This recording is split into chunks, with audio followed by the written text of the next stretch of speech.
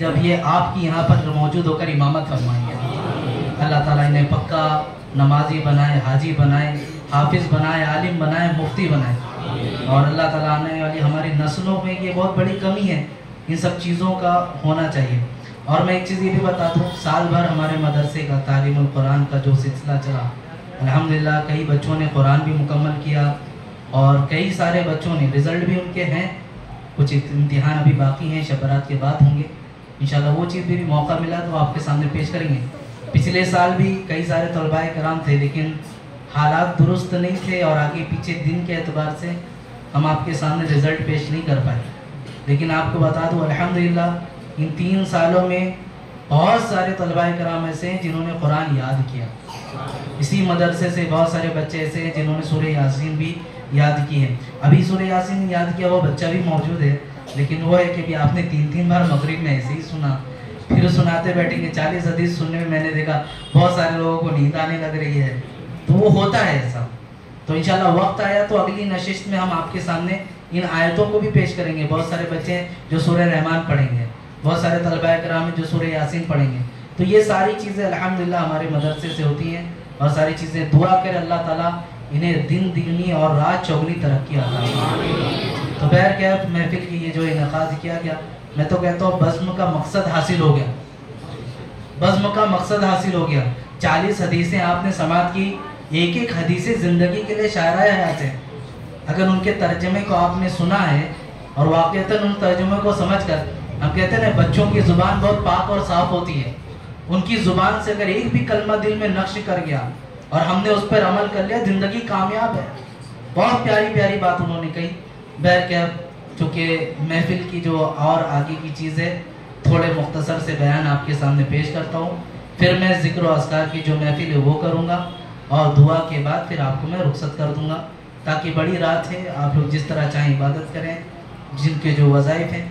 एक चीज़ मैं ये भी मुख्तसर अर्ज़ कर दूँ, बयान के दौरान भी बोलना था, लेकिन मैं अभी आपके सामने कह देता हूँ, क्योंकि कोई चीज़ सोच के आकर नहीं बोली जाती, कभी जहन से निकल जाती है और बड़ा अजीम मैसेज है।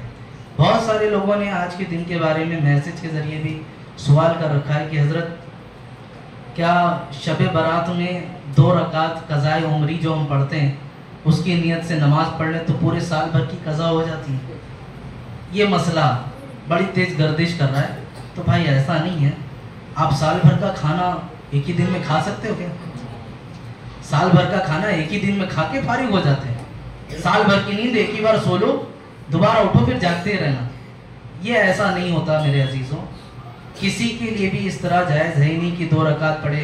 और कमाल की बात आपको बताऊं, इतने ऑथेंटिक तौर पे बयान करते हैं कि रसूल पाक सल्लल्लाहु अलैहि वसल्लम ने बयान किया, माज़अल्लाह हुज़ूर सल्लल्लाहु अलैहि वसल्लम की जानिब आप मंसूब करते हो और मैसेज को आपने देखा नहीं, पहुंचाना शुरू कर दिया। आपको मालूम है तवातुर के साथ एक हदीस मुस्लिम में, बुखारी में, सब में नकल है कि जिसने जानबूझकर मेरी तरफ किसी ऐसी बात को मंसूब किया जो मुझसे साबित नहीं है, उसका ठिकाना जहन्नम है, जहन्नम में जाएगा।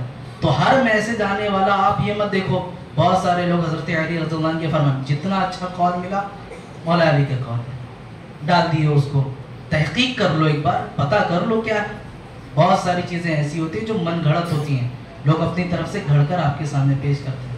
बहरकैफ आज की इस महफिल के हवाले से बाबरकत महफिल है और मेरा मामूल भी है महफिल के हवाले से एक कलाम में पेश करता हूँ। वो कलाम को पेश कर फिर मैं अपनी गुफ्तगू को आगे बढ़ाता हूँ। दुरूद पाक पढ़ लें। अल्लाहुम्मा सल्ली अला सय्यिदिना व शफीअना मौलाना मुहम्मद बारिक व सल्लिम सलातो व सलाम अलैका या रसूलल्लाह सल्लल्लाहु तआला अलैहि वसल्लम सल्लल्लाहु अलैका या रसूलल्लाह व सल्लम अलैका या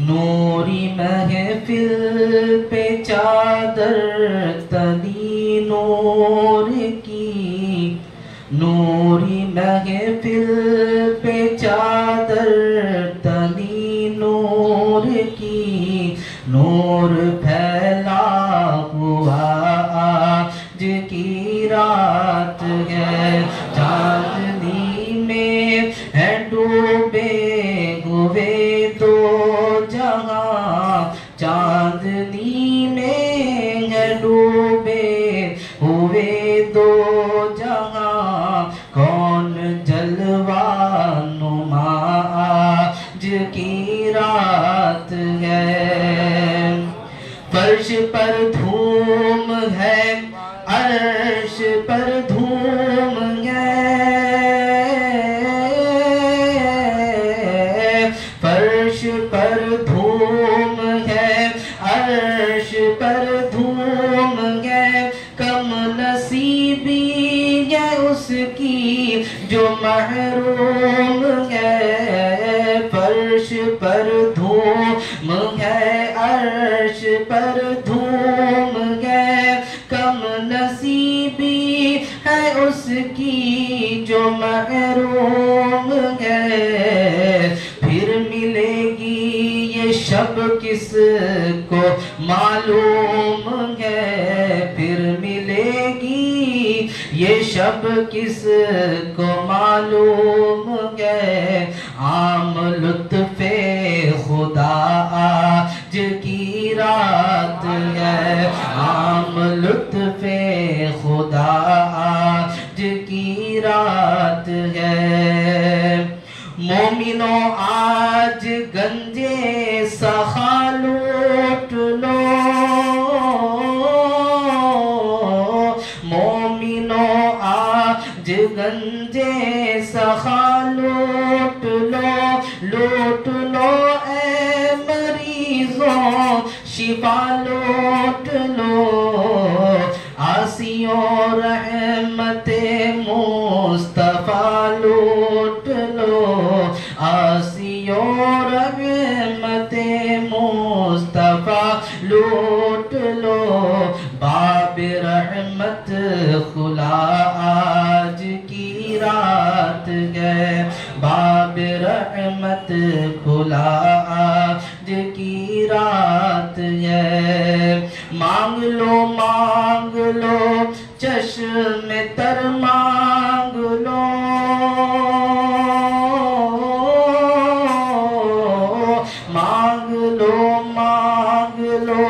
چشم تر مانگ لو درد دل اور حسن نظر مانگ لو سبز گنبد کے سائے میں گھر مانگ لو سبز گنبد کے سائے میں گھر مانگ لو مانگنے کا مزہ آج کی رات ہے مانگنے کا مزہ آج کی رات ہے ابر رحمت ہے محفل پہ چھائے ہوئے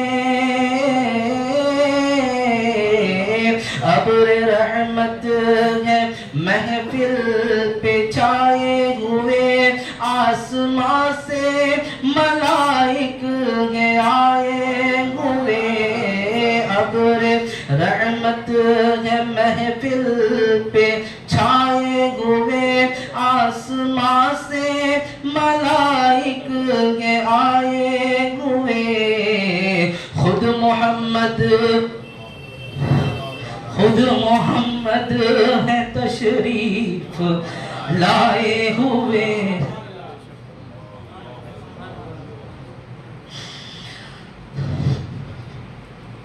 خود محمد ہے تشریف لائے ہوئے مہک اٹھی فضا آج رات ہے مہک اٹھی فضا آج کی رات ہے نوری محفل پہ چادر تنی نور کی نور پھیلا ہوا آج کی رات ہے درود پاک پڑھ اللہم صلی اللہ سیدنا و شفیعنا مولانا محمد بارک وسلم صلاة و سلام علیہ رسول اللہ صلی اللہ تعالی علیہ وسلم الحمدللہ الحنان المنان الذي خلق الانسان وعلمه البيان والصلاة والسلام على رسوله سيد الانس والجان وعلى آله وصحابه ذوي الخير والإحسان اما بعد فاعوذ بالله من الشيطان الرجيم بسم الله الرحمن الرحيم حامیم والکتاب المبین انا انزلناه فی لیلۃ مبارکۃ انا کنا منذرین صدق اللہ العظیم۔ نبی پاک صلی اللہ علیہ وسلم کی بارگاہ میں جھوم جھوم کر ایک مرتبہ والہانہ انداز میں درود و سلام کا ہدیہ پیش کریں۔ پڑھے اللہم صلی علی سیدنا و شفیعنا مولانا محمد بارک وسلم صلاۃ و سلام علیک یا رسول اللہ صلی اللہ تعالی علیہ وسلم۔ عزیزان ملت اسلامیہ، اللہ رب العزت کا بے پایا احسان، کروڑا احسان کہ اللہ تعالیٰ نے ہم نکموں کو ایسی مقدس راتیں بھی عطا فرمائی ہیں۔ بہت سارے ہمارے درمیان ایسے لوگ بھی تھے جو پچھلی شب تو موجود تھے لیکن اب موجود نہیں۔ اللہ کا یہ بہت بڑا احسان سمجھے اپنے اوپر کہ دور حاضر میں بڑھتے ہوئے فتنے، بڑھتی ہوئی برائیاں جن میں ہم نے اپنی رات کو گناہوں سے ملوث کر رکھا ہے، شب و روز کو اپنے آپ کو گناہوں میں بالکل ڈھال رکھا ہے، ان گناہوں سے پاک ہونے کے لیے اللہ تعالیٰ نے ہمیں یہ مبارک راتیں عطا کی ہیں۔ اب ان مبارک راتوں کے آنے کے بعد بہت سارے لوگ اعتراض کرتے ہیں کہ کیا یہ رات کہاں سے ثابت ہے، اس کی دلیل کہاں سے ہے، یہ سب نئی نئی بدعتیں ہیں، قرآن مقدس میں جو آیت اس کی الگ دلیل ہے۔ میں ایک ہی جملہ کہنا چاہوں گا، مجھے معلوم ہے الحمدللہ اس رات کے انکار کرنے والے یہاں پر کوئی موجود نہیں ہے، ورنہ وہ یہاں نہیں ہوتے، سیدھی بات ہے۔ اور اگر اس کی دلیل آپ کو چاہیے، ایک نہیں میں سینکڑوں دلیلیں دوں گا، آؤ خلوت میں مجھ سے ملو، میں پوری دلیل کتابوں کے ساتھ، روایتوں کے ساتھ، کن امام کے نزدیک کتنی چیزیں، ان سب چیزوں کو آپ کے سامنے پیش کرتا ہوں۔ المختصر جو میں نے آج آپ کے سامنے پیش کرنا وہ بات اتنی ہے کہ بہت سارے مقدس اوقات ایسے ہوتے ہیں کہ جن میں اللہ رب العزت دعاؤں کو قبول فرماتا ہے۔ اللہ رب العزت تو ہمیشہ 24 گھنٹے رحمان و رحیم ہے، ہم سچے دل کے ساتھ جب توبہ کریں اللہ توبہ کو قبول فرماتا ہے۔ تو بعض لوگ یہ اس پر اعتراض کرتے ہیں کہ آج کے دن خاص طور پر اس چیز کے لیے کیوں رکھا گیا کہ دعا مانگو قبول ہوگی، توبہ کرو قبول ہوگی، ساری چیزیں۔ کچھ چیزوں کو یوں بتانا چاہیے ان کو سمجھانے کے لیے، جیسے کچھ چیزوں کی شروعات ہوتی ہے، جو ابتدا ہوتی ہے، ان چیزوں کو ذہن میں رکھیں۔ رحمت الہی کی خاص ابتدا سال بھر میں اس دن اترتی ہے، وہ سال بھر رہتی ہے، 24 گھنٹہ ہے، لیکن خاص طور پر اس کا جو نزول ہوتا ہے آسمانی دنیا پر، اللہ آتا ہے اپنی تجلی کے اعتبار سے وہ نزول فرماتا ہے، اور اس کی جو رحمتیں اترتی ہیں خاص طور پر ان دن اترتی ہیں، اور جس دن رحمتیں اترتی ہیں اسی دن، اسی لیے تو یہ حکمت رکھی گئی کہ تم رات بھر جھاگو بھی اور اگلے دن روزے کی حالت میں رہو، تاکہ اللہ کے درمیان تم مقرب ہو جاؤ، اللہ کے نزدیک تمہارے مرتبے بلند ہو جائیں۔ یہ دعاؤں کے مقرب اور قبولیت کے اوقات بھی ہوتے ہیں۔ حضرت امام شافعی کا ایک قول میں آپ کے سامنے رکھتا ہوں روایتوں کے ساتھ۔ قال الشافعی وبلغنا انه كان يقال ان الدعاء يستجاب في 5 ليال في ليلة الجمعة وليلة الأضحى وليلة الفطر وأول ليلة من رجب وليلة النصف من شعبان۔ حضرت امام شافعی علیہ رحمہ فرماتے ہیں کہ ہم تک یہ بات آئی ہے کہ دعا 5 راتوں میں قبول کی جاتی ہے۔ پہلی رات جو آپ نے فرمائی یوم الجمعہ، یعنی جمعہ کی شب جو دعا کی جائے، جاگا جائے اللہ کی بارگاہ میں دعا کی جائے، اللہ اس دعا کو رد نہیں فرماتا۔ پھر دوسرا فرمایا آپ نے ولیلۃ الاضحیٰ، عید الاضحیٰ ہم مناتے، بقرہ عید جسے کہتے ہیں، اس کی شب جو ہوتی ہے، جو چاند رات آتی ہے، اس شب میں جو دعا کی جائے اللہ تعالیٰ اس دعا کو بھی رد نہیں فرماتا۔ تیسرا فرمایا ولیلۃ الفطر، اور عید الفطر کی شب جو ہوتی ہے اس میں بھی جو دعا کی جائے اللہ رد نہیں فرماتا۔ چوتھی اور پانچویں جو ہے وہ ہے پہلے رجب کی جو شب آتی ہے، اس میں جاگ کر جو دعا کی جائے اللہ اسے قبول فرماتا ہے، اور ساتھ ہی ساتھ پھر آخر میں فرمائے گا نصف شعبان، یعنی 15ویں شب جو شعبان المعظم کی آتی ہے، اس میں جو دعا کی جائے اللہ رب العزت اس دعا کو بھی قبول فرماتا ہے۔ اب بہت سارے لوگ پوچھتے ہیں کہاں سے ثابت ہے، کہاں سے نہیں، کیا چیزیں۔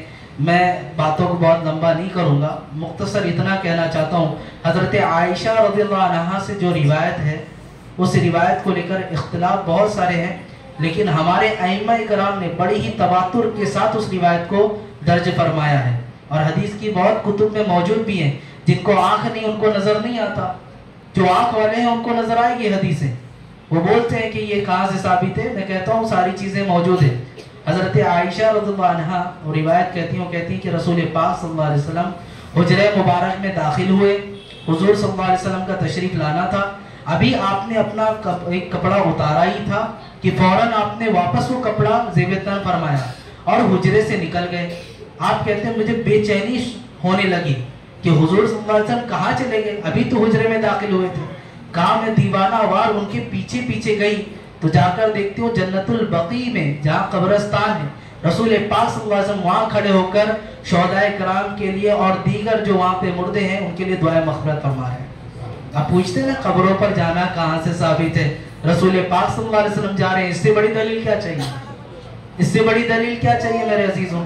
حضرت عائشہ صدیقہ رضی اللہ عنہا گئی اور جانے کے بعد کہا یا رسول اللہ آپ یہاں موجود ہیں، آپ اللہ رب العزت کے بارگاہ میں اپنی امت کو لے کر پریشان ہیں اور میں چین سے بیٹھی تھی۔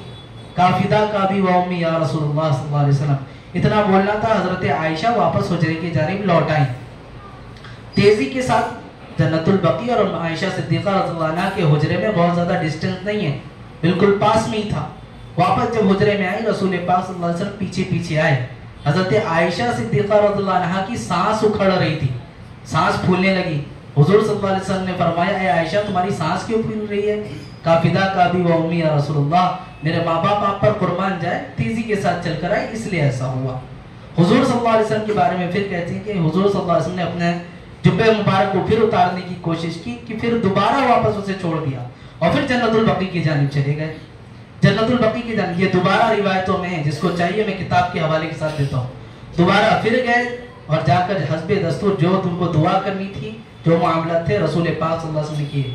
واپس آنے کے بعد کہتے ہیں عائشہ اگر تم اجازت دو تو میں اللہ رب العزت کی عبادت کروں۔ کافدہ کا ابی و امی یا رسول اللہ، میں کون ہوتی ہوں اجازت دینے والی؟ آپ اجازت کی کیا بات ہے اس میں، آپ عبادت کریں۔ اب کہتی ہیں کہ رسول پاک صلی اللہ علیہ وسلم نے اس کے بعد جو سجدہ کیا، کہتی ہیں اتنا طویل سجدہ فرمایا آپ نے، اتنا لمبا سجدہ کہ ایک لمحے کے لیے مجھے پھر ایسا محسوس ہونے لگا آیا رسول پاک صلی اللہ علیہ وسلم باحیات ہیں یا روح نکل چکی ہے۔ جیسے کوئی لمبے سجدے میں پڑا ہو، ہل بھی نہ رہا ہو تو گمان ہوتا ہے، تو اس طرح گمان پیدا ہوا کہ رسول پاک صلی اللہ علیہ وسلم سجدے میں ہیں، باحیات ہیں یا روح نکل گئی۔ آپ کہتی ہیں میں ان کے قدم مبارک پر ایسے انگلیوں سے چھونا تھا کہ آپ نے حرکت کیا تو دل میں اطمینان ہوا رسول پاک صلی اللہ علیہ وسلم باحیات ہیں۔ لیکن جب میں چھونے کے بعد قریب ہوئی تو میں نے کچھ چیزیں سنی، اور وہ چیزیں کیا تھی؟ حضور صلی اللہ علیہ وسلم دعا فرما رہے تھے، اے اللہ میں تیرے جلال سے خوف کھاتا ہوں، اے اللہ میں تیری رضا چاہتا ہوں۔ یہ کون کہہ رہا ہے؟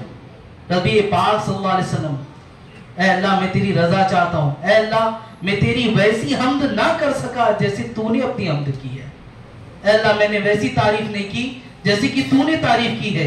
یہ سارے کلمات کرنے کے بعد نبی پاک صلی اللہ علیہ وسلم صبح تک یوں ہی عبادت میں مصروف رہے۔ ماں عائشہ صدیقہ رضی اللہ عنہا صبح جب ہوتی ہے تو کہتی ہے یا رسول اللہ آپ رات میں سجدے میں یہ کلمات پیش فرما رہے تھے۔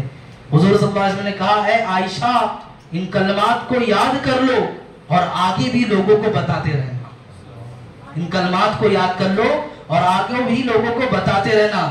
ساتھ ہی ساتھ حضور صلی اللہ علیہ وسلم نے فرمایا جبریل میرے پاس آئے تھے اور انہوں نے اس رات کی فضیلت میں ارشاد فرمایا کہ اللہ رب العزت اس شب بنو کلب کی بکریوں کے بال کے برابر لوگوں کو جہنم سے آزاد فرماتا ہے، لوگوں کو جہنم سے آزادی دیتا ہے۔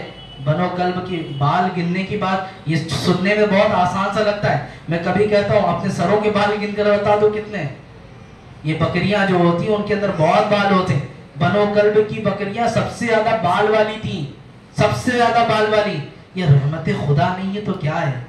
لوگ آج چھوٹے سے گناہ بھی نہ ہو لے جا کر بند کر کے رکھتے ہیں، ہاتھ جوڑو پیر جوڑو منت کرو مناجت کرو، کوئی سنوائی نہیں ہے میرے عزیزوں۔ وہ رب کتنا کریم ہے کہ گناہ پہ گناہ کیا ہم نے، دن رات اس کی نافرمانی کی، ایک وقت کا کھانا اللہ نے محروم نہیں کیا، ہم نے ایک وقت کی سانسیں ہم سے نہیں روکی۔ ایسا نہیں ہوا کہ تم نے اب گناہ کیا تو آنکھ ختم، ایسا نہیں ہے دوبارہ گناہ ہوا تو کان کی سماعت چھین لی گئی، اب گناہ کرو گے تو بولنے کی طاقت ختم، کوئی ایک چیز بھی سلب کی گئی، سب اللہ تعالیٰ نے وقت پر ہمیں دیا۔ یہ رحمان نہیں ہے رب تو کیا ہے میرے عزیزوں؟ اس کی رحمت نہیں ہے تو پھر کیا ہے؟ ہم اس کو منانے کے لیے جو آج کے شب حاصل ہیں. میرے عزیزوں، میں اسی حدیث میں ایک بات اور کہنا چاہوں گا آپ کے سامنے. نبی پاک صلی اللہ علیہ وسلم نے ایک بات اور ارشاد فرمائی، 5 لوگوں کی اللہ تعالیٰ دعا قبول نہیں فرمائے گا. 5 چیزیں تو سماعت کی آپ نے کہ جب دعا قبول ہوتی ہے، کون کون سے دن، لیکن ان بڑی راتوں میں بھی 5 لوگوں کی دعا قبول نہیں ہوتی. سب سے پہلے شرک کرنے والا، ان الشرک لظلم عظیم، بے شک شرک سب سے بڑا گناہ ہے، سب سے بڑا گناہ شرک ہے. آج ہمارا نوجوان، میں بڑی ہی ادب کے ساتھ آپ کے سامنے پیش کرنا چاہوں گا، زمانہ آپ کے ایمان کو لوٹنے کے چکر میں ہے. وہ الگ الگ شکلوں کو بنا کر، بالخصوص دور حاضر کو لے کر ایسے ایسے سانگ آپ کے سامنے، آپ گاتے بھی ہو، بجاتے بھی ہو، گنگناتے بھی ہو، تھرکتے بھی ہو، سارے کام کرتے ہو، پتہ ہی نہیں ہوتا آپ کو کہ کیا سن رہے ہیں کیا نہیں کر رہے، اور ایسے شرکیہ کلمے بول جاتے ہو کہ آپ کو پتہ ہی نہیں ہوتا، آپ ایمان سے نکل چکے ہوتے ہو. حدیث مبارکہ میں قرب قیامت میں کچھ لوگوں کا حال ایسا ہوگا کہ وہ صبح کو مسلمان ہوں گے، رات تک کافر ہو جائیں گے، رات میں مسلمان ہوں گے، صبح کافر اٹھیں گے. کیا معاملہ ہے یہ؟ صاف بات سمجھ میں آتی ہے. آپ جو ہنسی مذاق میں، کچھ نوجوان اور بھی ہنسی مذاق میں ایسے ایسے کلمات مذہب کو لے کر، اسلام کو لے کر، نماز کو لے کر، اس کو ہلکا جان کر، سنت کو لے کر، نہ جانے کیسے کیسے کلمات. آپ نے ابھی 40 حدیثیں سنی، میں نے کہا ایک ایک حدیث ہمارے لیے شعرہ حیات ہے. من سمت نجا، جو خاموش رہا نجات پایا. ایسے ہی نہیں فرمایا رسول پاک صلی اللہ علیہ وسلم، یوں ہی نہیں فرما دیا. یہ زبان پہ کنٹرول لگاؤ، بہت کنٹرول کرو. میں 12 کا تو حضرت ابو بکر صدیق رضی اللہ عنہ ایسے زبان کو پکڑتے اور زبان کو ایسے زمین پر گھس دیتے تھے مٹی پر، اور کہتے تھے اے زبان تو خاک آلود ہو جا، تو مٹی میں مل جا، تیری وجہ سے نہ جانے کتنے جہنم میں جائیں گے. یہ کون؟ خلیفۃ المسلمین، خلیفہ اول حضرت ابو بکر صدیق رضی اللہ عنہ ارشاد فرما رہے. تو یہ زبان یوں ہی نہیں ہے میرے عزیزوں. نہ جانے کتنے لوگ آج شرکیہ کلمات، اور آج حالات کو دیکھ کر بہت سارے لوگوں کو غیروں کے مذہب اچھے لگنے لگے. حالات کے پیش نظر غیروں کے مذاہب، اور ہمیں اپنا مذہب بہت کوفت سا بھی محسوس لگنے لگا، اسلام بہت تنگ نظر آنے لگا. یہ آزمائش کا دور ہے میرے مسلمانوں، آزمائش کا دور ہے، آپ کی ایمان کی آزمائش کا دور ہے. آپ بہت سارے لوگ حوالات جات دیتے ہیں کہ عرب میں تو ایسا ہوتا ہے، یہاں کیا ہے. اب عرب والوں کو دیکھ کے کرو، بہت ساری چیزیں کر رہے ہیں عرب والے. ابھی بھی کرو گے عرب والوں کو دیکھ کر؟ جاؤ دیکھو کہاں کہاں کی اوپننگ میں شامل ہو رہے، تم بھی جاؤ گے، تم خود بھی کہو گے یہ کیا چیز ہے. ویل للعرب، حضور صلی اللہ علیہ وسلم نے 14 سال پہلے کہا تھا عرب کے لیے بربادی ہے. پہلے ہی فرما دیا رسول پاک صلی اللہ علیہ وسلم، عرب کے لیے بربادی ہے. کیوں بربادی ہے؟ آج خود دیکھ لو، ملاحظہ کر لو اب کہ ان کے درمیان شرک کس طرح. پہلے تو یہ تھا کہ رسول پاک صلی اللہ علیہ وسلم کی بارگاہ میں کوئی ہاتھ اٹھا کر دعا کر، ہادہ شرک متوا کر مار کر جاتا تھا، اس کے ہاتھوں پہ اسے توبہ کر آتا تھا، لے آ کے بٹھا دیتا تھا. اب کہاں گیا شرک؟ اب شرک نظر نہیں آتا. تو عزیزان ملت اسلامیہ، میں بولنا اتنا چاہتا ہوں، آج ہمارے درمیان جو پریشانیاں ہیں، برائیاں ہیں، وہ بالکل تباہی کے دہانے تک آ چکی ہیں. آپ کو بچنا ہوگا. جو ایک حدیث بار بار کہا جاتا تھا کہ ایمان کو سنبھالنا قرب قیامت میں ہاتھ میں انگار لینے جیسا ہوگا. آپ دیکھ لو، آپ ویسے ہی ہے یہ، آپ اتنا آسان نہیں ہے. بہت سارے لوگوں کو بہت پریشانی ہوتی ہے، ٹوپیاں رکھنا، مسلمان ہونا، یہ ساری چیزیں. میاں اتنا ہی کہنا چاہوں گا، ایمان والے ہو تو آزمائش دینی پڑے گی، ایمان والے ہو تو آزمائش میں مبتلا ہونا پڑے گا. کچھ لوگوں کو بہت خوف سا لگا ہے، بند ہو جائیں گے، قید ہو جائیں گے. ارے عزیزان ملت اسلامیہ، مجھے ایک بات بتائیں، زمانے میں ایک چیز تو ہے کہ کوئی اگر بند ہو گیا، قید کی زندگی گزارا، معیوب چیز ہے، چوری میں گیا، اس میں گیا، اس میں گیا. لیکن جو نبی پاک صلی اللہ علیہ وسلم کے نام پر جائے، اس کے بارے میں کیا خیال ہے؟ بولو بھائی، آپ کی ایمان کے بارے میں کہتے ہیں، اس کا کیا خیال ہے آپ کا؟ جو کسی عالم کی محبت میں جائے، اس کا کیا خیال ہے؟ اور یہ ساری چیز ایسی نہیں کہ ہمارا آج ہے. حضرت یوسف علیہ السلام کو بے گناہ تھے، کتنے سال جیل میں تھے، کیا نہیں دیکھا؟ نبی ہے وہ، جن کے حسن کا چرچا قرآن کرتا ہے، وہ قید بند کی زندگی گزارے. حضرت امام اعظم ابو حنیفہ، ان کا جنازہ وہاں سے نکلا ہے، جیل میں سے. حضرت عنایت احمد کاکوری رحمت اللہ تعالیٰ علیہ، ان کے ایمان کو تو ایسا کہ ان کو جزیرے اینڈمین میں بھیجا گیا، اور پھر اس کے بعد لٹا کر انہیں گرم استری ان کی پیٹھ پر پھیری گئی تھی، چمڑیاں چپک جاتی تھی. ان کا بھی انتقال وہیں پر ہوا. تو یہ ہماری سنت آبائی ہے، مسلمان اس میں گھبرانا نہیں. تو بات جو میں بولنا تھا آزمائش کو لے کر، کہ میں نے مثالیں دی आजमाइश।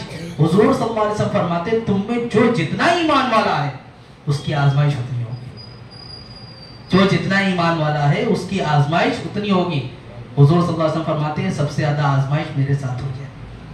क्या आपने तारीख का मुताला नहीं किया? क्या कसर छोड़ी गई? जिस गली से गुजरते थे उस गली में पथराव होता था, जिस बाजार में जाते थे लोग पागल मजनून कहते थे। अभी आप एक बार कभी चले जाओ, या मैं यहाँ आपके सामने कह दूं, कोई महफिल में खड़े होकर कहते हैं मौलाना पागल है, कुछ भी बोल रहा है, कर मुझे भी बुरा लग जाएगा, भाई क्यों बोला ऐसा इसने। लेकिन नबी पाक सल्लल्लाहु अलैहि वसल्लम ने अपने मिशन को रोका नहीं, कभी पीछे नहीं हटे मेरे अजीजों, वो बराबर अमल करते थे।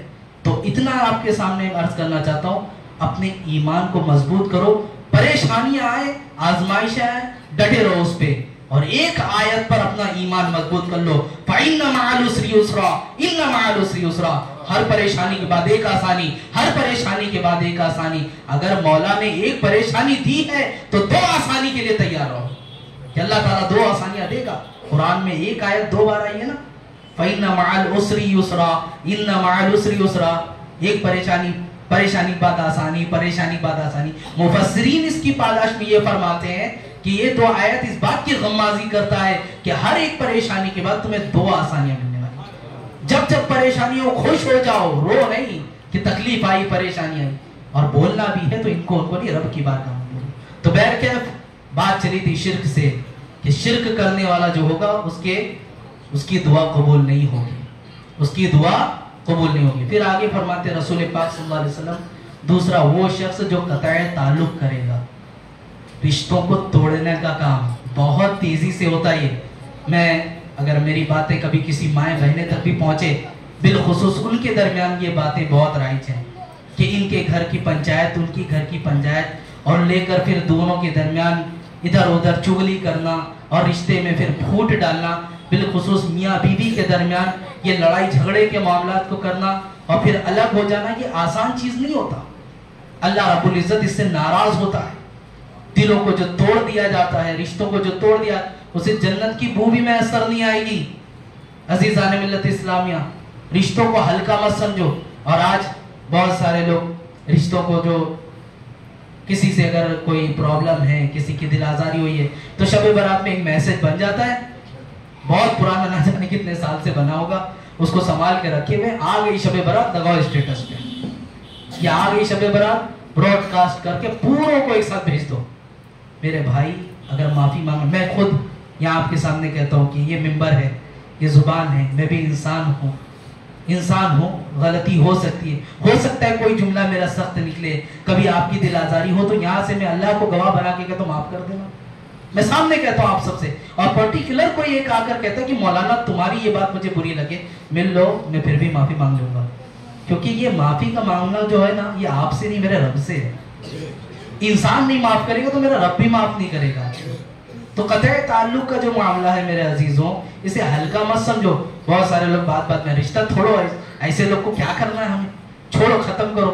तो मेरे भाई में एक साथ मिलकर रहना। अच्छा, रिश्ता तोड़ने का मतलब एक चीज ये भी बता देता हूँ, शादी के बाद अगर कोई अपनी बीवी को लेकर अलग रहता है तो इसमें हमारे यहाँ बहुत बड़ी ऐब की बात समझी जाती है। शादी हो गई, अलग हो गया, ये ऐब की बात नहीं है, ये अरब के तो मामूल में है और बहुत अच्छे रिश्ते बनते हैं। मैं थोड़ी चीज आपको बताना चाहता हूँ जिंदगी के हवाले से। कोई शादी करके बच्चा, अगर उस बच्चे की बात नहीं करता जो इकलौता हो, माँ बाप है, उनकी बात नहीं, उसके ऊपर तो माँ बाप की खिदमत फर्ज है। कई भाई हैं, कई सारे लोग हैं, और वो अगर अलग होकर रहता है और मिलना जुलना सब चीजें हैं, मामलात अच्छे, तो ये रिश्ते तोड़ने में नहीं आता। रिश्ता तोड़ना जो झगड़े करके जाते हैं, जायदाद में, प्रॉपर्टी में हिस्सा मांगते हैं, सारी चीजें होने लगती हैं, ये है रिश्ता तोड़ना मेरे अजीजों। तो इस पे भी ख्याल रखो कि आज की इतनी बड़ी रात कि जहाँ बनो कल्ब की बकरियों के बाल के बराबर लोगों को जहन्नम से आजाद किया जा रहा, ये माफी नहीं पाएंगे, महरूम रहेंगे उससे। तीसरे आपके सामने रखता हूँ, तकब्बुर करने वाला, तकब्बुर, एटीट्यूड, अपने अंदर तकब्बुर निकाल दो, ये छोड़ दो, ये सारी चीजें, घमंड, पैसों का घमंड, इज्जत का घमंड, वकार का घमंड, किसी मर्तबे का घमंड, किसी भी एतबार से अल्लाह ने अगर आपको दिया है उस चीज को खत्म कर दो। ये पैसों का घमंड तो सबसे ज्यादा होता है लोगों के अंदर, नई नई दौलत आती है, नया नया रौब आ जाता है लोगों के अंदर, یہ پیسوں کا گھمنڈ چھوڑ دو, ایک آن میں ساری چیزیں ختم ہوتی ہیں. میں نے ایک حکایت پڑھی تھی, بڑی ہی پیاری حکایت لگی. ایک صاحب چوراہے پر کھڑے ہو کر کیا کہتے ہیں کہ میرے پاس تو اتنی دولت ہے, میری 7 پشتے بیٹھ کر کھائیں گے. توجہ چاہتا ہوں میں آپ سب کی توجہ چاہتا ہوں, اس چیز کو یاد رکھنا. یہ جو بڑے بڑے ڈینگے میں آتے ہیں نا کہ مجھے کوئی فرق نہیں پڑتا, کچھ نہیں ہوتا, یہ نہیں وہ نہیں, ساری باتیں, ان کے لیے میں عرض کرنا چاہتا ہوں کہ اس نے کہا چوراہے پر کھڑے ہو کر کہ میرے پاس اتنی دولت ہے, میری 7 پشتیں کھائیں گی. یہ ایک گھمنڈ کے طور پر اس نے کہا تھا. جس چوراہے پر کہا تھا نا, چند ہی دن گزرا تھا, اس کے ایک ہی لڑکا تھا, چند ہی دن گزرا اور اس کا انتقال ہو گیا. بتایا جاتا ہے اس کی اتنی لمبی زمینیں تھی کہ جیسے کئی اسٹیشن آ جاتے, زمین ختم نہیں ہوتی تھی. اسٹیشن ہمارے یہاں تو نزدیک ہوتا ہے, گاؤں کے اعتبار سے دیکھیں اسٹیشن بہت دور دور ہوتے ہیں. کہتی اتنی زیادہ اس کی زمینیں تھیں. لیکن حالات ایسے بگڑے باپ کے انتقال کے بعد, بیٹا اتنا عیاش پسند تھا کہ جوا کھیلنے کی عادت, نشہ کرنے کی عادت, ساری چیزیں تھیں. اتنا زیادہ عیاش پسند تھا کہ وہ عیاشی کرتے کرتے ساری چیزوں کو داؤں پر لگاتا گیا اور اس طرح کنگال ہو گیا کہ جو خود کا گھر تھا وہ بھی بیچ دیا. اور جس چوراہے پر باپ نے کھڑے ہو کر جس آدمی سے یہ کہا تھا میری 7 نسلیں بیٹھ کر کھائیں گی, یہ اس کا لڑکا اس چوراہے پہ کھڑے ہو کر بھیک مانگ رہا تھا. چوراہے پر کھڑے ہو کر بھیک مانگتا ہوا نظر آیا. کوئی نسل نہیں تبدیل ہوئی, 7 نسلیں چھوڑے, جو موجود تھی وہی نہیں کھا پائی, وہی نہیں چل پائی. تو یہ غرور و گھمنڈ چلتا نہیں زیادہ دن تک میرے عزیزوں. اور اگر کسی کو چھوٹ ملتی ہے, کوئی سوچتا ہے کہ نہیں میرا وقار ہے, جو دل میں آئے کرتے رہے, تو یہ چھوٹ ہے اللہ کی جانب سے. ان بطشا, اتنا یاد رکھیں, بے شک سخت پکڑ, تمہارے رب کی پکڑ بہت سخت ہے. تو وہ گرفت فرماتا ہے تو ایک بات یاد رکھنا, انسان پھر ایسا مجبور ہوتا ہے کہ کوئی اس کے مددگار نہیں ہوتا. تو یہ تکبر بھی تیسری چیز میں نے بتایا. پہلی چیز شرک, دوسری چیز قطع تعلق, تیسری چیز تکبر. چوتھی چیز آپ کے سامنے پیش کرتا ہوں, وہ ہے شراب و نوشی.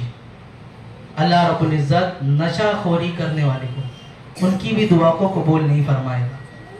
آج کی شب بڑی شب ہے, ہر ایک کی دعا قبول ہوگی, جہنم سے آزادی ہے, لیکن ان کی دعا قبول نہیں ہوگی. میرے عزیزوں, شراب صرف یہ نہیں کہ وہ بوٹل میں جو لکوڈ جیسی وہی شراب, کہ ایک لفظ لیا گیا تو میں شراب نہیں پیتا. آج الگ الگ شکلیں ہیں اس کی. کچھ بانڈ کے طور پر پتہ نہیں کیا استعمال کرتے ہیں, سولیشن استعمال کرتے ہیں. ہمارا بچہ تو نیا نیا بھی وائٹنر بھی استعمال کر رہا, میں تو سنا. یہ اسکول اور کالجوں کا معاملہ ہے. میں نے ایک بچے کو دیکھا تو وہ رومال میں وائٹ چیزیں لگا کر ناک میں رکھ کے سونگ رہا تھا. میں نے کہا یہ کیا کر رہا ہے؟ مجھے لگا پہلے زخام ہے. یہ میں اپنے قریب کی بات بتا رہا ہوں, سامنے سے دیکھی ہوئی. تو بازو میں کہا مولانا زخام نہیں ہے, ایک طرح کا یہ بھی نشہ ہے. میں نے کہا اللہ کی پناہ یہ کیسا نشہ ہے؟ کہا جو وائٹنر ہوتا ہے نا, آپ چیزوں کو مٹانے کے لیے, عیب کو چھپانے کے لیے لگاتے ہو, اس کے لکوڈ کو رومال میں لگا کر لوگ کھینچ کھینچ کر نشہ کر رہے ہیں. یہ شکلیں بدلی ہوئی ہیں. ہر وہ چیز جو تمہاری عقل کو ختم کر دے, اس کی پاداش میں جس طرح شراب, وہ سب آ جائے گا اس میں. ان سب چیزوں کو شمار کر لینا میرے عزیز. آپ کو معلوم ہے ایک گاؤں میں شراب خوری کا بڑا معاملہ تھا, بہت زیادہ. تو وہاں ایک پیر صاحب گئے ہوئے تھے. لوگوں نے جا کر شکایت کی کہ مولانا صاحب یہاں پر لوگ نا بڑی کثرت سے شراب پیتے ہیں, شراب کے بڑے عادی ہیں, نشہ بہت کرتے ہیں. تو آپ نے کہا سب کو بلاؤ, جتنے گاؤں والے, سب کو بلایا گیا. محفل تھی, انہوں نے نصیحت کی, ساری چیزیں کی. اس کے بعد انہوں نے کھانا منگوایا, 2 پلیٹ. 2 پلیٹ کھانا منگوانے کے بعد ایک پلیٹ جو رکھی گئی تھی اس کے اوپر شراب ڈال دی اور سامنے خنزیر منگوایا اور کہا خنزیر کو چھوڑو. وہ خنزیر آیا اور آنے کے بعد دونوں پلیٹ میں سے پہلے اس پلیٹ کو سونگا, پھر اس پلیٹ کو سونگا. جس میں شراب تھی اس میں منہ نہیں ڈالا, جس میں شراب نہیں تھی اس میں منہ ڈال دیا, اس کو کھانا شروع کر دیا. بتانا اتنا چاہتا ہوں کہ جس کھانے میں شراب ہے اسے خنزیر سور کھانا پسند نہ کرے, اور ہمارا مسلمان اپنے حلق کے نیچے اتار رہا ہے. سوچنے والی بات ہے یا نہیں ہے؟ کتنی بڑی چیز ہے یہ, نشے کو اپنے اندر اتار رہا ہے میرے عزیزوں. اور آپ اور ہم سوچتے ہیں کہ نبی پاک صلی اللہ علیہ وسلم کی محبت کرتے ہیں, ساری چیزیں ہم نعرے لگاتے ہیں. میں نے روایت میں تو یہاں تک پڑھا ہے, ایک بزرگ پیاز کھا لیے تھے, وہ روزانہ رسول پاک صلی اللہ علیہ وسلم کا دیدار کرتے تھے. پیاز کھانا حرام نہیں, لیکن پیاز کھانے کے بعد اسمیل آتی ہے. کچی پیاز کھا لی تھی انہوں نے, حضور صلی اللہ علیہ وسلم کا دیدار انہیں اس شب نہیں ہوا. کئی دنوں کے بعد جب حجابات ہٹے دیدار ہوا تو پوچھا وجہ. رسول پاک صلی اللہ علیہ وسلم نے فرمایا تم نے کچی پیاز کھائی تھی. کچی پیاز کھائیں تو میرے آقا تشریف نہ لائیں. ہم شراب پہ شراب پیئیں, نشے پہ نشہ کریں, کل بروز محشر کون سا منہ لے کر جائیں گے؟ ہم تو کہتے ہیں کہ انا لہا کی صدا آئے گی, وہ یقیناً ہمیں بلائیں گے, ہم کس منہ کے ساتھ ان کے سامنے جائیں گے؟ یہ تو سوچو کون سا ہمارا معاملہ ہے, کون سا ہمارا اعمال ہے جس کو لے کر ہم ان کی بارگاہ میں حاضر ہو جائیں. تو میرے عزیزو عرض اتنا کرنا چاہتا ہوں, ہر شراب نوشی سے بچیں. شراب کی حرمت اس طرح آپ کو بتاؤں, فقہ نے فرمائی ہے 10 لوگ اس میں آ جاتے ہیں شراب کو لے کر, جو نشہ کرنے والی چیز ہے. بالخصوص ہمارے جو بچے ڈیلیوری وغیرہ بھی کرتے ہیں نا, زومیٹو آن لائن جو ساری چیزیں کر رہے ہوتے ہیں, آن لائن ڈیلیوریاں کرتے ہیں, ان کو بھی مسئلے بتا دوں.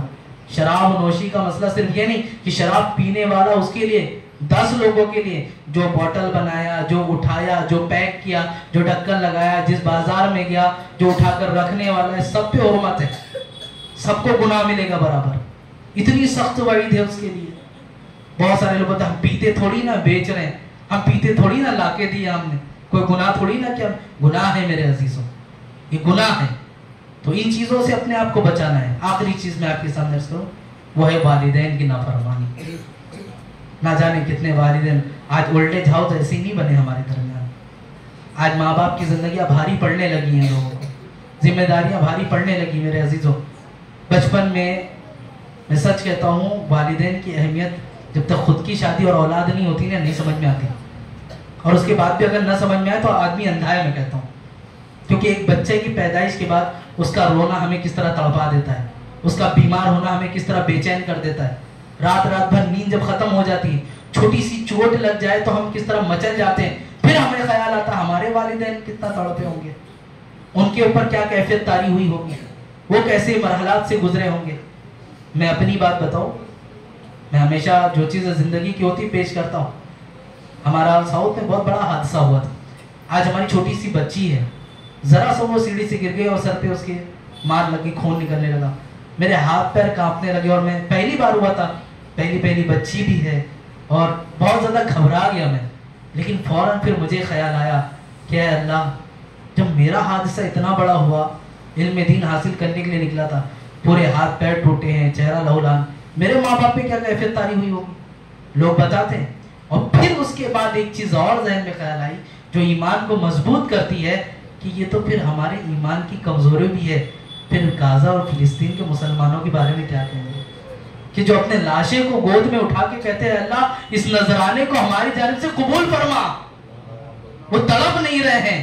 پھر میں نے اپنا محاسبہ کیا, یہ ہمارا تو کمزوری ہے, ہمارے اندر ایک کم احساسی ہے. تو میرے عزیزوں, بات اتنی کرنا چاہتا ہوں, والدین کی محبت, والدین کی محبت دنیا کی سب محبت اٹھا لاؤ اس درجے کو نہیں پہنچ سکتی. 40 حدیثیں آپ نے سماعت کی, ماں کے قدموں کے نیچے جنت, باپ کی دعا کیا ہے, انبیاء کی دعا کے مماثل. ساری چیزیں ایسی نہیں ہیں. میں ایک روایت بار بار پیش کرتا ہوں, اگر آج بھی آپ لوگوں میں سے کسی نے بھی اپنے ماں کو ستایا ہے, ان کی بات نہیں مانی, ان سے الگ ہے, تو خدا را منا لے, انہیں منا لے. ہاتھ جوڑ کر کہتا ہوں, کیونکہ یہ وہ بارگاہ ہے جس کے لیے قرآن میں کیا کہا, وَلَا تَقُولُوا بِأُفٍّ, کہ انہیں اف تک, اف کا لفظ آگے, ہم جھڑکنا, انہیں بولنا, ڈانٹنا, چلانا سب اپنی جگہ. وَلَا تَقُولُوا بِأُفٍّ, اف تک مت کہنا, قرآن کا حکم ہے, اف بھی مت کرنا انہیں. عزیزان ملت اسلامیہ, اور جو اپنے اپنے والدین سے, اور یہ بہت بڑی چیز ہے, ہم اپنے مدرسے میں ایک تربیت کا معاملہ یہ بھی رکھتے ہیں, اور جو بھی بچے آتے ہیں ان کو ہم ہمیشہ سکھاتے ہیں کہ اس کلاس کا سب سے پہلا درس یہ ہے کہ جب بھی گھر سے آپ مدرسے کے اپنے والدین کا ہاتھ چوم کر کے, اور جب جاؤ تو اپنے والدین کے ہاتھ کو چومو.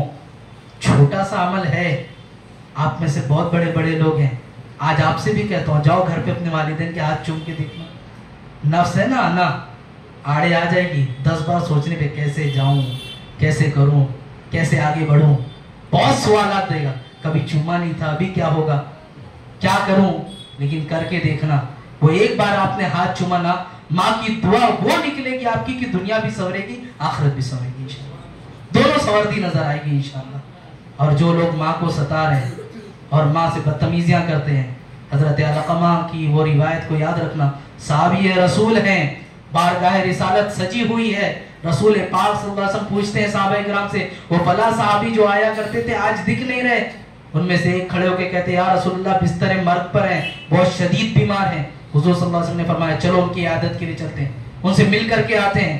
نبی پاک صلی اللہ علیہ وسلم گئے، جا کر دیکھتے ہیں تو نزا کے عالم میں ہے. حضور صلی اللہ علیہ وسلم فرماتے ہیں اے علقمہ کلمہ پڑھو، اے علقمہ کلمہ پڑھو. ارے رسول پاک صلی اللہ علیہ وسلم ہاتھوں میں کنکریاں ہیں، کہتے کلمہ پڑھو تو وہ بول پڑے، وہ کلمہ پڑھے. حضور صلی اللہ علیہ وسلم انگلیوں کے اشارے سے ڈوبا ہوا سورج باہر نکال دے. رسول پاک صلی اللہ علیہ وسلم نکلے ہوئے چاند کو اشارہ کر دے، وہ شک ہو جائے. حضور صلی اللہ علیہ وسلم اشارہ کرے تو درخت چلتا ہوا کے سجدہ کرے. یہ انسان ہے، اسے حکم دیا حضور صلی اللہ علیہ وسلم نے اے علقمہ کلمہ پڑھو. کلمہ نہیں پڑھ پا رہے، زبان چلی نہیں رہی، کھلی نہیں پا رہی. صحابہ کرام دیکھ کر دیں گے یا رسول اللہ یہ کلمہ نہیں پڑھ پا رہے. نبی پاک صلی اللہ علیہ وسلم نے فرمایا اس پر کسی کا حق ہے.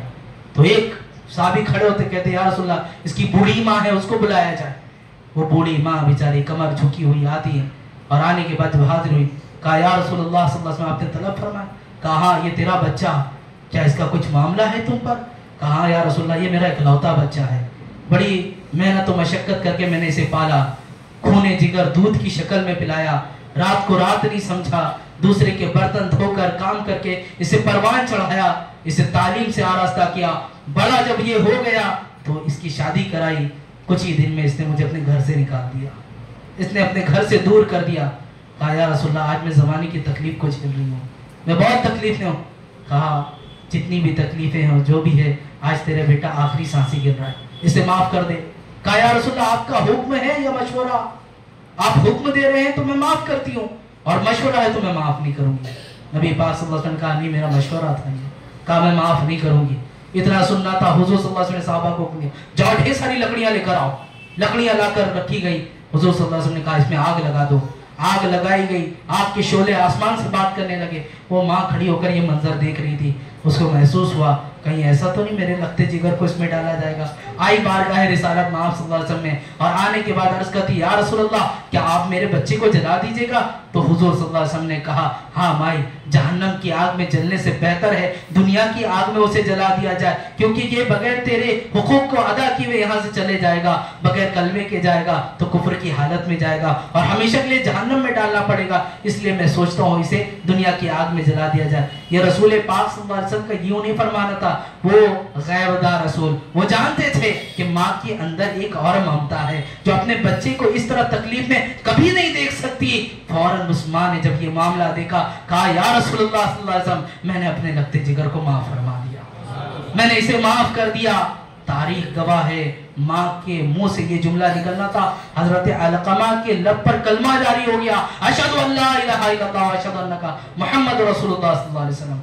عزیزان ملت اسلامیہ یہ مت سوچو کہ ماں کو تکلیف دیے، باپ کو تکلیف دیے تو دنیا میں آرام سے زندگی ہو سکتا ہے. ایک لمحے کے لیے آپ کچھ ذمہ داریوں سے سبکدوش ہو جائیں گے، لیکن یاد رکھنا آخرت بھی برباد ہوگی، دنیا بھی برباد ہوگی. یہ 5 چیزیں آپ کے سامنے میں نے رکھی ہے، اس کا محاسبہ کر لیں. یہ بڑی رات ہے، اب میں نے یہ ساری چیزیں آپ کے سامنے رکھ دی. اب اس کا مطلب یہ نہیں ہے کہ جو شراب پیتا ہے وہ توبہ ہی نہ کرے، جو والدین کو ستایا ہے وہ اس رات میں جاگے ہی نہ، وہ یہ سوچ لے کہ میرا تو کچھ ہونے ہی والا نہیں. سچی توبہ انسان کی زندگی کو بدلتی ہے. آپ اگر سچی توبہ کر لیں اور اللہ کی بارگاہ میں عہد کر لیں کہ مولا کہ مجھ سے اب تک جو بھی ہوا میری نادانی میں یا انجانی میں جیسا بھی ہوا، اب میں آئندہ میں اس چیز کے لیے توبہ کرتی ہوں تیری بارگاہ میں، توبہ کرتا ہوں تیری بارگاہ میں. میری مائیں بہنیں سب اگر اس چیز پر آمادہ ہو جائیں، یقیناً وہ رب تو ہم سے 70 ماؤں سے زیادہ پیار کرتا ہے. ایک ماں جب اپنے بچے کو آگ میں جلتا نہیں دیکھ سکتی، وہ رب کی بارگاہ میں جب ہم دعا کریں گے وہ رب کب چاہے گا میرے یہ بندے جہنم میں جا کے جل جائیں، وہ بھی یقیناً ہمیں معاف فرما دے گا. تو اللہ رب العزت کی بارگاہ میں آج کی یہ شب سب لوگ کھڑے ہو کر منانے کی کوشش کریں. ذکر کی ایک مختصر سی محفل کریں گے، اس میں دعا کریں گے. ہر کسی کو پتا ہے کہ ہماری ناچاکیاں، ہماری ناکامیاں، ہماری کمزوریاں، ہمارے گناہ کس طرح کے ہیں، اللہ کی بارگاہ میں اپنے گناہوں کو اپنی نظر کے سامنے لائیں. یقیناً آپ ذکر میں کھڑے ہوں گے، بہت سارے خیالات آپ کو آئیں گے، دنیا وہاں پر بھی آئے گی. ان سب چیزوں کو ترک کرنا ہوگا، ان سب چیزوں کو چھوڑنا ہوگا. اور آج یاد کرنا ہے ذکر میں تو صرف رب کو یاد کرنا ہے کہ رب ہے اور ہم ہیں، اور ہمارے درمیان دنیا کی کوئی چیز نہیں. اس چیز کو ذہن میں رکھ کر کھڑے ہو جائیں، صفوں کو درست کر لیں. محفل ایک مختصر سی کریں گے، اس کے بعد دعا ہوگی، صلاۃ و سلام ہوگا، آپ کو رخصتی دیں گے. لائٹیں بند کر